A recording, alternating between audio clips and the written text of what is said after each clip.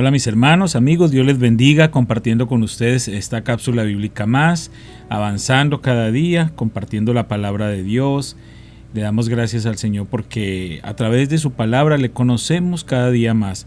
Podemos entender y comprender sus planes maravillosos, sus planes eternos, su inmenso amor, su inmensa misericordia y cómo cada uno de nosotros hemos sido incluidos en esos planes a través del sacrificio de nuestro Señor Jesucristo.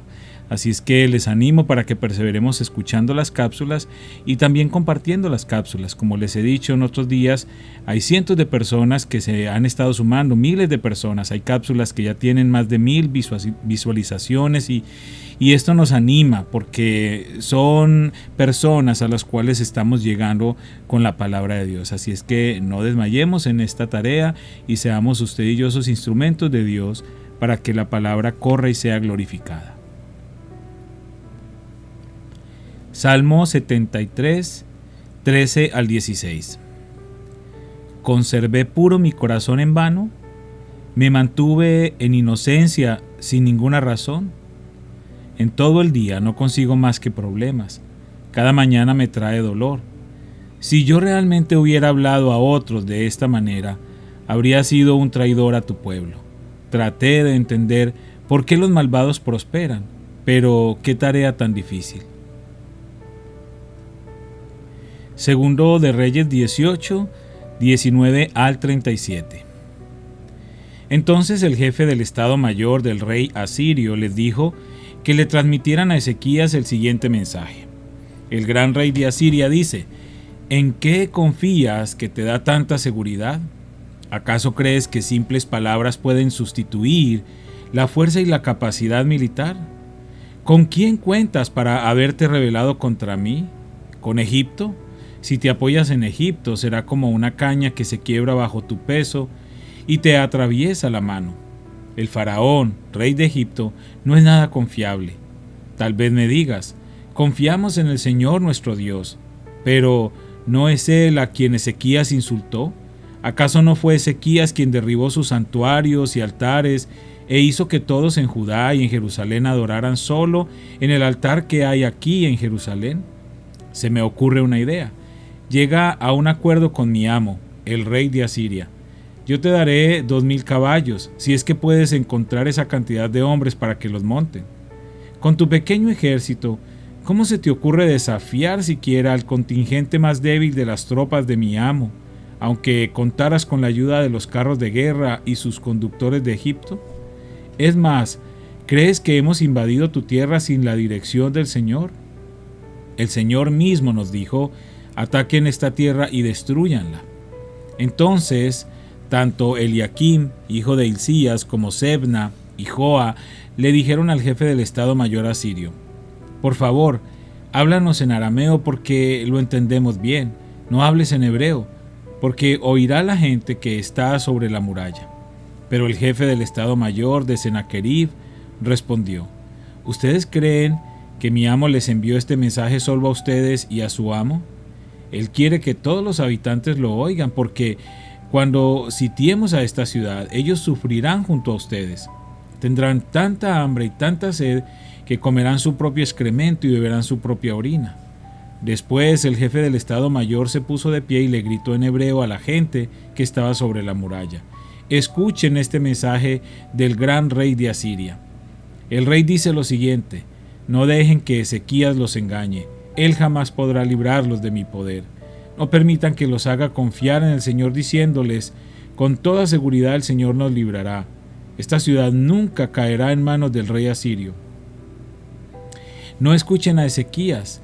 El rey de Asiria les ofrece estas condiciones: hagan las paces conmigo, abran las puertas y salgan. Entonces cada uno de ustedes podrá seguir comiendo de su propia vid y de su propia higuera y bebiendo de su propio pozo. Me encargaré de llevarlos a otra tierra como esta, una tierra de grano y vino nuevo, de pan y viñedos, de olivares y miel. Escojan la vida y no la muerte. No escuchen a Ezequías cuando trate de engañarlos al decir: el Señor nos librará. ¿Acaso los dioses de cualquier otra nación alguna han salvado a su pueblo del rey de Asiria? ¿Qué le sucedió a los dioses de Amad y de Arfad? ¿Y qué me dicen de los dioses de Sefarbaim, Ena e Iva?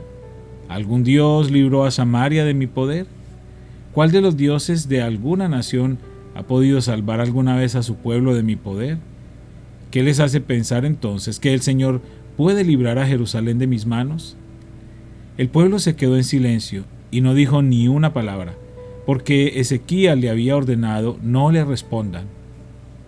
Entonces Eliaquim, hijo de Hilcías, administrador del palacio, Sebna, secretario de la corte, y Joa, hijo de Asaf, historiador del reino, regresaron a donde estaba Ezequías. Desesperados rasgaron su ropa, entraron para ver al rey y le contaron lo que había dicho el jefe del Estado Mayor asirio. Segundo de Reyes 19, 1 al 37. Cuando el rey Ezequías oyó el informe, rasgó su ropa, se vistió de tela áspera y entró al templo del Señor. Enseguida envió a Eliaquim, administrador del palacio, a Sebna, secretario de la corte, y a los principales sacerdotes, todos vestidos de tela áspera, a hablar con el profeta Isaías, hijo de Amós. Ellos le dijeron: el rey Ezequías dice, hoy es un día de dificultad, insulto y deshonra.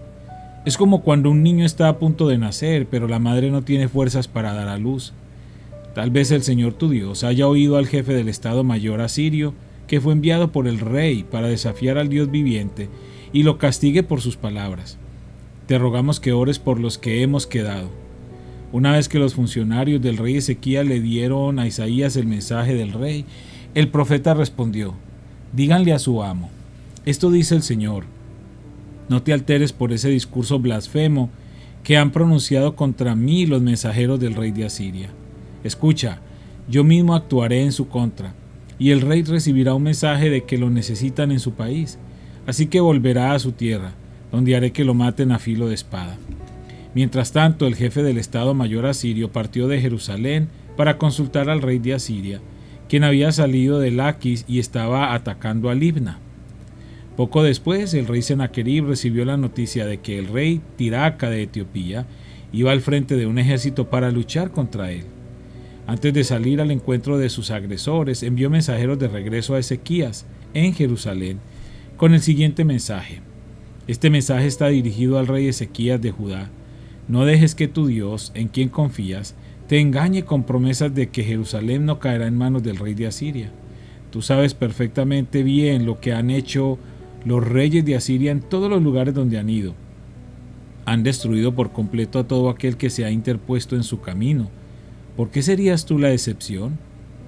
¿Acaso los dioses de otras naciones las han rescatado, naciones como Gozán, Harán, Resef y el pueblo de Edén que vivía en Telasar? Mis antecesores los destruyeron a todos. ¿Qué sucedió con el rey de Amad y el rey de Arfad? ¿Qué les pasó a los reyes de Sefarbaim, de Ena y de Iva? Después de recibir la carta de mano de los mensajeros y de leerla, Ezequías subió al templo del Señor y desplegó la carta ante el Señor. En presencia del Señor, el rey hizo la siguiente oración: Oh Señor, Dios de Israel, tú estás entronizado entre los poderosos querubines. Solo tú eres el Dios de todos los reinos de la tierra. Solo tú creaste los cielos y la tierra. Inclínate, oh Señor, y escucha. Abre tus ojos, oh Señor, y mira. Escucha las palabras desafiantes de Sennacherib contra el Dios viviente. Es cierto, Señor, que los reyes de Asiria han destruido a todas esas naciones. Han arrojado al fuego a los dioses de esas naciones y los han quemado. Por supuesto que los asirios pudieron destruirlos, pues no eran dioses en absoluto. Eran solo ídolos de madera y de piedra, formados por manos humanas. Ahora, oh Señor nuestro Dios, rescátanos de su poder. Así todos los reinos de la tierra sabrán que solo tú, oh Señor, eres Dios. Después, Isaías, hijo de Amós, le envió a Ezequías el siguiente mensaje. Esto dice el Señor Dios de Israel: He oído tu oración con respecto al rey Sennacherib de Asiria, y el Señor ha pronunciado estas palabras en su contra. La hija virgen de Sión te desprecia y se ríe de ti. La hija de Jerusalén menea la cabeza con desdén mientras tú huyes. ¿A quién has estado desafiando y ridiculizando? ¿Contra quién levantaste la voz? ¿A quién miraste con ojos tan arrogantes? Fue al Santo de Israel. Por medio de tus mensajeros has desafiado al Señor. Dijiste: con mis numerosos carros de guerra conquisté las montañas más altas, sí, las cimas más remotas del Líbano. Corté sus cedros más altos y sus mejores cipreses. Alcancé sus rincones más lejanos y exploré sus bosques más espesos. Cavé pozos en muchas tierras extranjeras y me refresqué con sus aguas. Con la planta de mi pie detuve todos los ríos de Egipto. Pero, ¿acaso no has oído? Yo lo decidí hace mucho tiempo, hace mucho que lo planifiqué y ahora lo llevo a cabo. Yo determiné que tú aplastaras ciudades fortificadas y las redujeras a un montón de escombros. Por eso sus habitantes tienen tan poco poder y están tan asustados y confundidos. Son tan débiles como la hierba, tan fáciles de pisotear como tiernos brotes verdes. Son como hierba que sale en el techo de una casa, que se quema antes de poder crecer alta y lozana. Pero a ti te conozco bien, sé dónde te encuentras y cuándo entras y sales. Conozco la forma en que desataste tu furia contra mí. Por esa furia en mi contra y por tu arrogancia, que yo mismo oí, te pondré mi gancho en la nariz y mi freno en la boca. Te haré regresar por el mismo camino por donde viniste. Luego Isaías le dijo a Ezequías: esta es la prueba de que es cierto lo que digo. Este año ustedes solo comerán lo que crezca por sí mismo, y el año próximo comerán lo que de eso brote. Sin embargo, el tercer año plantarán cultivos y los cosecharán, cuidarán de sus viñedos y comerán de su fruto. Y ustedes, los que quedan en Judá, los que han escapado de los estragos del ataque, echarán raíces en su propio suelo, crecerán y prosperarán. Pues desde Jerusalén se extenderá un remanente de mi pueblo, un grupo de sobrevivientes desde el monte Sión. El ferviente compromiso del Señor de los ejércitos celestiales hará que esto suceda. Y esto dice el Señor acerca del rey de Asiria: sus ejércitos no entrarán en Jerusalén, ni siquiera lanzarán una sola flecha contra ella.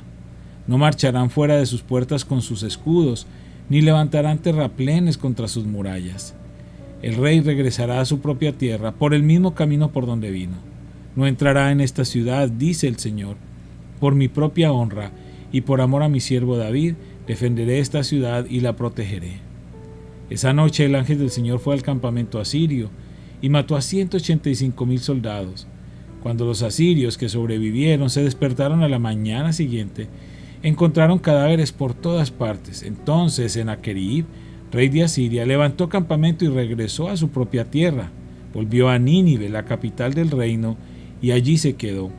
Cierto día, mientras rendía culto en el templo de su dios Nisroch, sus hijos Adramelech y Sarecer lo mataron a espada. Luego escaparon a la tierra de Ararat, y otro de sus hijos, Esar-Adón, lo sucedió en el trono de Asiria. Hechos 27, del 27 al 44.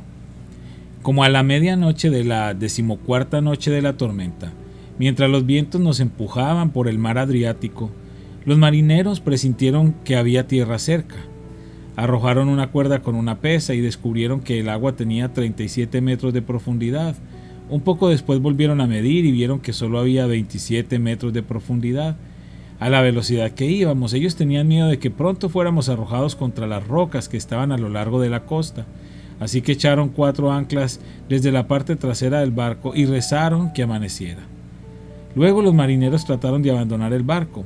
Bajaron el bote salvavidas como si estuvieran echando anclas desde la parte delantera del barco. Así que Pablo les dijo al oficial al mando y a los soldados: todos ustedes morirán a menos que los marineros se queden a bordo.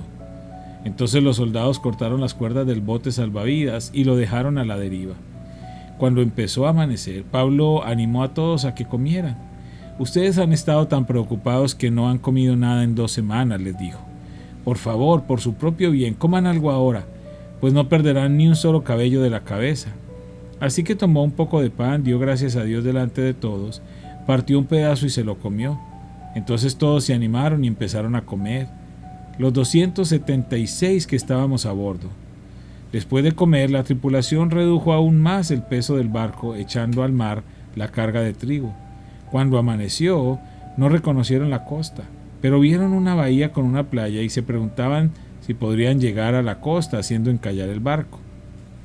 Entonces cortaron las anclas y las dejaron en el mar.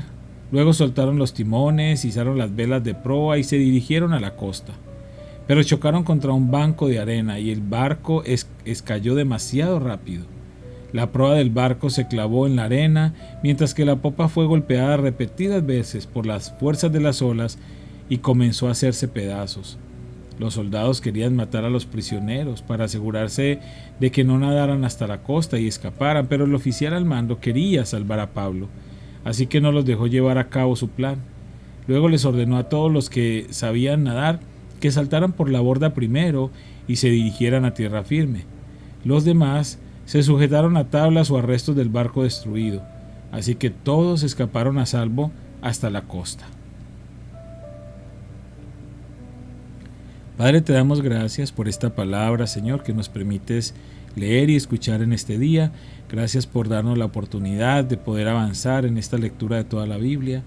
Y te pido de una manera especial por cada persona que escucha estas cápsulas, para que sea cual sea su necesidad, seas tú obrando conforme a tu perfecta voluntad. En el nombre de Cristo Jesús. Amén.